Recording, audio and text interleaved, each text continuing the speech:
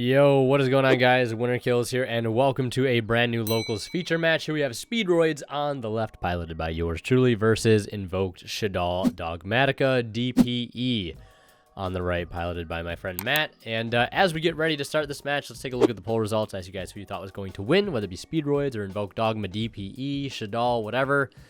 And about 1.3k votes, and a majority of the votes going to Invoked Dogma DPE. No shocker there. So I do end up winning the die roll here. I lead with the primitive butterfly, normal summon the marble machine, an attempt to go ahead and search Takatomborg for Piper to reveal 2 to go to Baron. But he does have the imperm for the marble, which doesn't really hurt too terribly bad, because, you know, we can just go right into the rubber band shooter and keep playing. And if he's got another hand trap, he's got another hand trap. So we attempt to banish the 6. We go for the Raptite, and my opponent has a second copy of imperm. Now, in my head, I have Ash, Car Turbo, and Terratop. So I go ahead and spec the Car Turbo here. Now, I was very hesitant on making this move. I was like, you know, this is a little greedy, but, you know, I could do it if it works. I could be in a very good position. So I decided to go for that move. That's to spec the Car Turbo. Link into another rubber band shooter and use its first effect, which I did not use on that first link. And this is why I think playing a second rubber band shooter is so absolutely pivotal. I tried playing one on DB for a little while and hated it almost instantly. So I get the Takatomborg, we tag out, and I have an option here. I have 3 options, either Piper, Duke, or Dice. And I should have gone for the Dice here, because my opponent had 2 hand traps already. If he's had a third, he's got a third. Really no playing around that at that point. You can definitely expect 1. Probably should expect 2, but 3, you know, it's a little unlikely. And I played a little too conservative here, I think. I just wanted the guarantee, you know, plus, I guess, because I knew my opponent wasn't going to, like, stop me from getting to a Charge Warrior. So I at least think I would get a draw there. And then, you know, if it's still, I don't get nibbed or something, I can still go into Shen Shen. And, you know, I don't know how good it's going to be going into his deck blind. But, you know, it can't be too terrible, I guess, unless I'm playing against something like Flunder, I suppose. But it ends up being Invoked, because, you know, I've seen this player play, like, Zoo in the past. I've seen him play Eldritch Dogmatika, Invoked Shadal, so we wouldn't have the best idea of what he was on, but, you know, the other route was to go for Takatomborg into Dice, Cork Shooter into either Baron with Pegasus Engrave, or go for the Crystal Wing with Duke, or with Hagoi to set up Engrave as well. So I decided to go for the more conservative way, the one that gets me the draw off of charge, etc., etc. I could have gone for Piper Reveal 2, but that wouldn't have got me much, because I would have been able to make level 7 Synchro, and that's it, because I didn't have any other extenders, unless I revealed an extender, like a Recovery, or, you know, a Wheel, or something with a good discard. So my opponent is going to start with Alistair. I do Ash it, of course. He does have Ecclesia to continue to follow up. That's going to search him Fleur-de-Lis. And I think he had to go ahead and search the Fleur-de-Lis here if he wanted to out the Shen Shen. So he does summon the Fleur. Fleur will negate the Shen Shen, and then he'll go Battle Phase. Attack over for 200 by using Fleur-de-Lis' effect to make all Dogmatikas gain 5 anytime they attack. And then the Ecclesia will go over the rubber band shooter for 1,000, and then Alistair in for 1,000, of course. And you can see my opponent, I think, opened like double or triple Meltdown, double Imperm Ecclesia was the opening. So not the best opening here. And that Ash that I had in hand, or used the previous turn, is going to come in clutch to help revive the Shen Shen later on. And I do at top deck a Wheel after drawing, I think, a Wheel off of my Charge Warrior the previous turn. Obviously, I didn't want to use it because I didn't want to discard, you know, the Ash that I had and give up an interruption for potential really good play. So end up drawing another Wheel. So we go Wheel, pitch Wheel. We roll a 3. Luckily, he doesn't have an Ash for it. Otherwise, my only play at this point would just be to summon back the Shen Shen and kind of, you know, hope for the best after we Car Turbo over something. And here, obviously can't go for Rubber Band Shooter because I had to burn through both of them very, very early. So we go for Cork Shooter. That's going to go ahead and search me Duplicate here, so at least we're getting an interruption. So that's very nice. One thing I should have done here as well, and I guess this is like, you know, looking back, didn't seem like a good idea. So once I summoned the Shen Shen back, I could have Car Turboed. And I could have summoned the Cork Shooter and attack as well, and that would have been boosted up to 1,300. So I could have gotten over the Alistair, banished the Alistair with the Shen Shen, and then ran over the Fleur-de-Lis with the Shen Shen as well, leaving him with just the Ecclesia. But of course, he had more meltdowns to get more Alistair. But, you know, I think just clearing that Alistair in general is probably for the best. Get rid of Link fodder, get rid of Fusion fodder as easily as I can. So I just clear the Fleur-de-Lis, and I end up returning a card back to the grave with the Shen. At least I think I do. And we have the duplicate. So he's going to have to play through the duplicate and all of his cards getting banished, which will only hurt so much. I mean, the only thing it's kind of stopping, I mean, it's not really... I guess it keeps his Alistair out of the loop. No, it doesn't. I mean, it keeps the invocation out of the loop, which I guess is really strong. Like, really, really strong. Like, getting rid of the invocation, breaking that Alistair invocation loop is really nice. But my opponent also top-decked a Chalice for turn. His top decks were insane, not going to lie. So he can out the Shen here. But it will go up to 3,200, making it a little bit more difficult for Mechaba to get over. Making it a little bit more difficult for DPE to get over if he decides to go that route for the Anaconda, which I know pretty much all Invoked Dogma builds are playing DPE instead of like a Shaddoll package. I mean, they still play Shaddoll, like Schism and Epgalone in the extra deck just for that Schism lock, because, I mean, why would you give that up? So now he's going to go ahead and activate the invocation once he's Chalice the Shen. The invocation will not get banished here, and, you know, that keeps that engine running, which is exactly what we want. So he'll use Invo to return it back to the deck and add back the Alistair, as you typically do. I've seen it literally a billion times here at this point. And, yeah, and then he's going to go Link 2 for the Anaconda, and this much was expected, and, you know, basically at this point I'm forced to use the duplicate here to go ahead and banish the Rubber Band Shooter and return the Anaconda back to the extra deck, leaving him with no option for DPE here unless he has Fusion Destiny. And I also have Duplicate engraved now, which is a nice extender.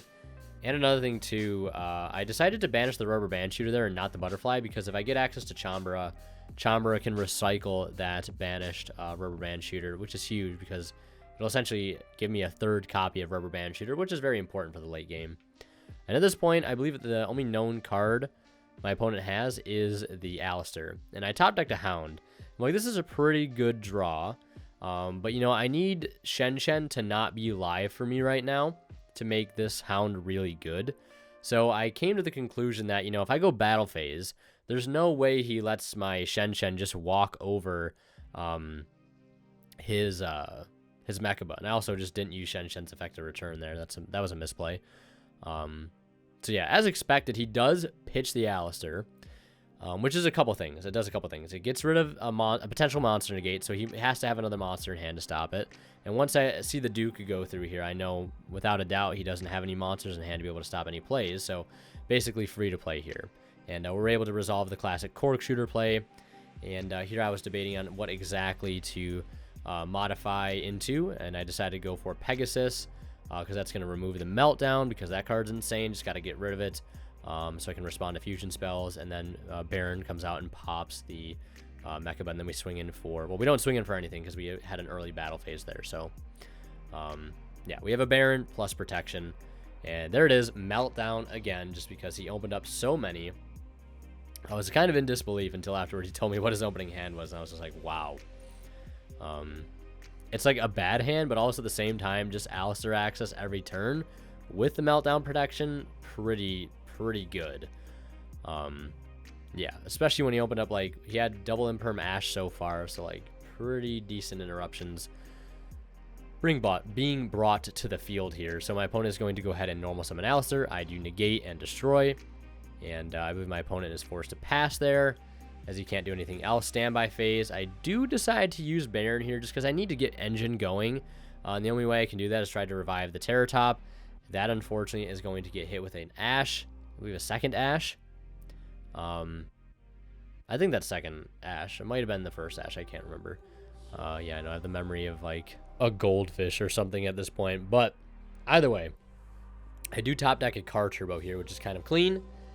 So I see a little play here. I summon out the Duplicate in the grave, and I should have put it in attack, and that's going to make Terror Top a level 2, allow me to go for Synchro 5 in that of the Chambara, and Car Turbo can go ahead and boost itself up here, or boost up the Chambara, go in for 3k, in for 32, and I could have swung in with the Duplicate for an additional 800, But after the fact, I'm like, okay, didn't matter, because even if I would have put the duplicate in attack, you know, still not game, still short by 400, which is shocking. I don't really know if I could have done anything different there. I'm out of level 6s at this point. Yeah, like I could have made Hagoita, but like Chambara just piles on more damage. So yeah, he top decks Imperm, and that's basically it for game 1. So very, very close there, kind of down to the wire. Resources were very, you know, stretched out at that point. So happy to see we were able to take that one there. You know, it could have definitely gone the other direction just because my resources were so exhausted at that point. My opponent goes first here in game 2, as you would expect. I do Veil of the Alistair because you'd have to. And I go normal summon Marble Machine here. At this point, I was like, is he going to take the bait again and just Ash the normal summon, which a lot of people do against Speedroids because they just simply don't know when the best place to hand trap is, and that's just a big, you know, bonus for me. So I do have the extender. It's going to allow me to get into Rubber Band Shooter. Now, I do have Twin Twister in hand. And, you know, I could have twinned the back row blindly, but I know I have to hold the Twin Twister for the Schism. And speaking of, there it is. So, like, yeah. Because, like, I could have blind twinned at the start and hit that, and he would not have been able to get access to Apclone and then access to Schism.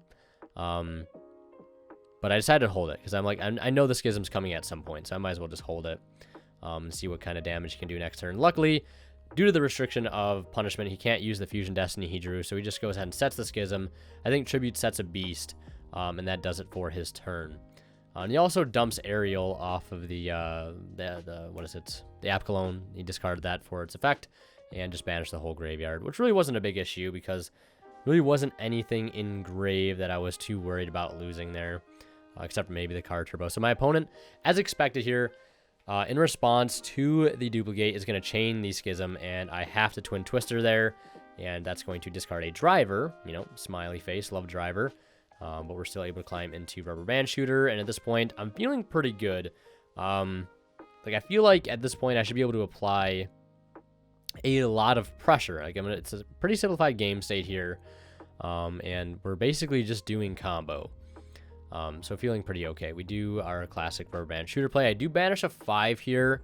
I do banish the Chambara, which sometimes I don't ever really like banishing Hagoita. Hagoita is just such a valuable asset in the extra deck, but sometimes, you know, getting rid of it and saving the Chambara instead for OTKs is also really nice.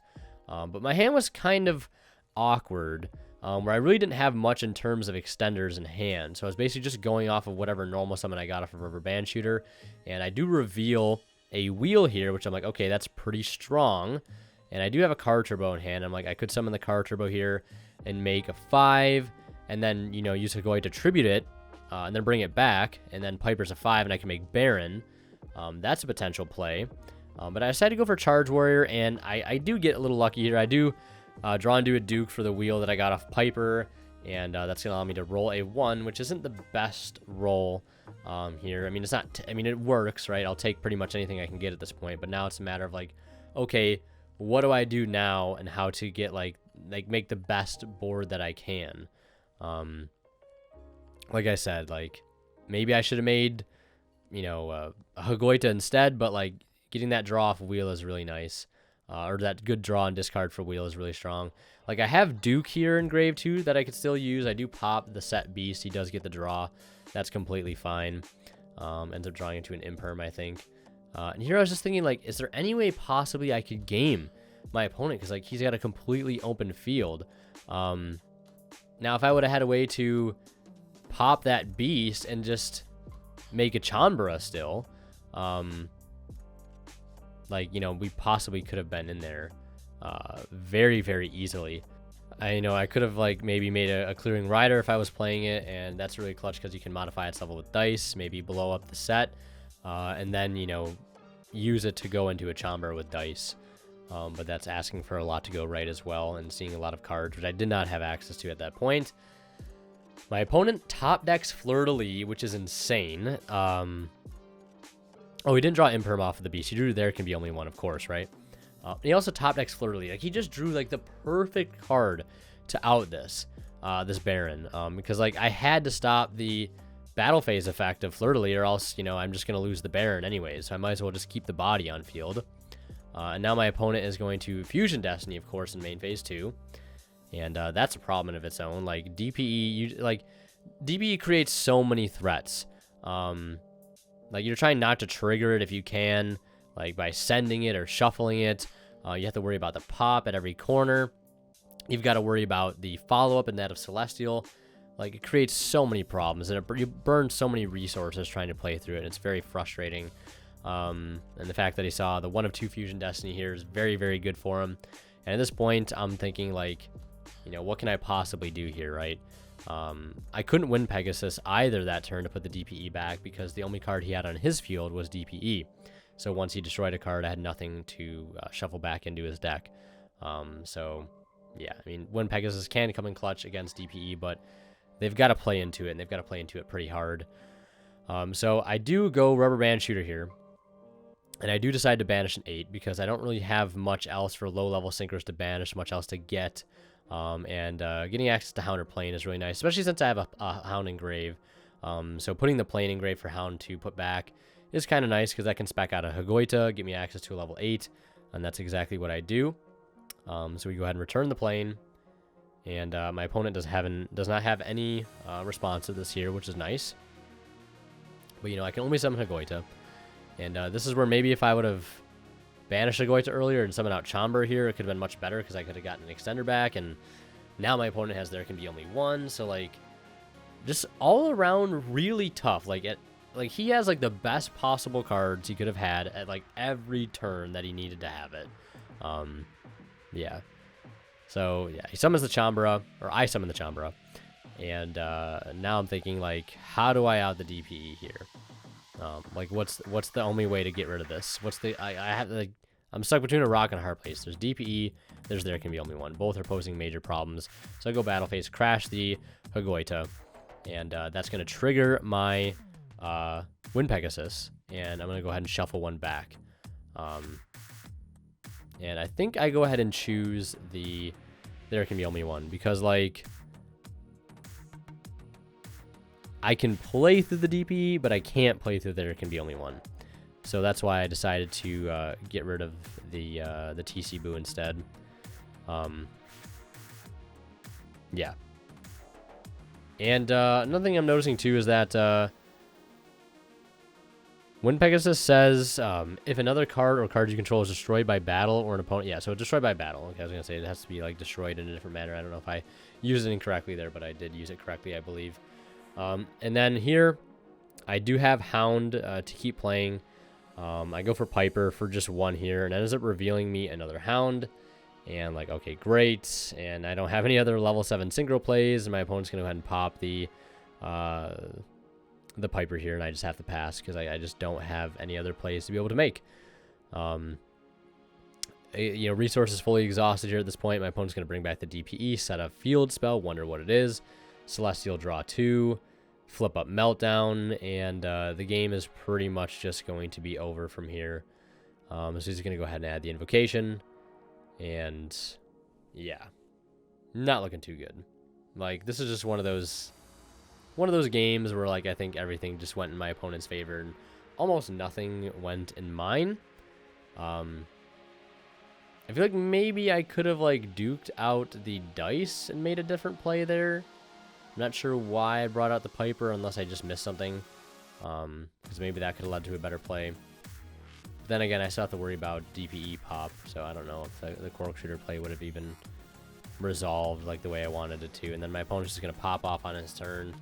Banishes the driver out of my grave. The only time I ever give my opponent a light target is when I side in the Gamma Engine.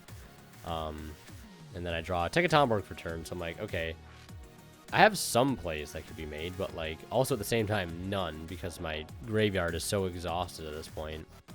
Or my extra deck and stuff is so exhausted. So I go Duke, bring out Car Turbo, and then I go special summon out Tekatomborg. And, like, I don't even know where this gets me, because I'm pretty sure... Well, I mean, I have Raptite available, but, like, what's Raptite gonna do me? You know what I mean? Like, Raptite's not doing me anything right now. So, like, he pops the Car Turbo, and after that, I just scoop, and we go to game 3. but we didn't really have that much time left. My opponent opens up Gamma, Meltdown, Imperm, Celestial, and I think he opened up double Gamma. And I normal Marble Machine, and he has Gamma for it. And Gamma is such a strong card.